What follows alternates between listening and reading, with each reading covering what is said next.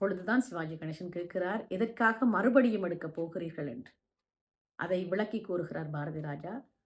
அன்றிலிருந்து மறுநாள் தொடக்கம் சிவாஜி கணேசன் காலில் செருப்பில்லாமலே படம் எடுக்கும் களத்திற்கு வந்து விடுவாராம்.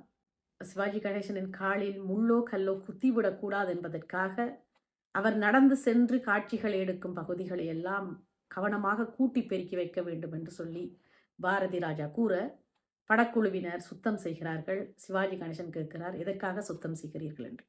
உங்கள் காலில் எதுவும் குத்திவிடக் கூடாது என்பதற்காக சுத்தம் செய்கிறோம் என்று சொன்னபோது, அட பைத்தியக்காரங்களா, காட்டிலே மேட்டிலே இப்படி சுத்தமாத்தான் இருக்குமா, இயற்கையான காட்சியெல்லாம் கெட்டு போய்விடுமே என்று சொல்லி எதையும் சுத்தம் செய்ய வேண்டாம் என்று பெருந்தன்மையுடன் கூறியிருந்தாராம் நடிகர் திலகம்.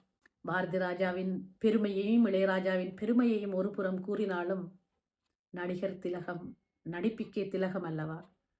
அவரின் பெருந்தன்மையை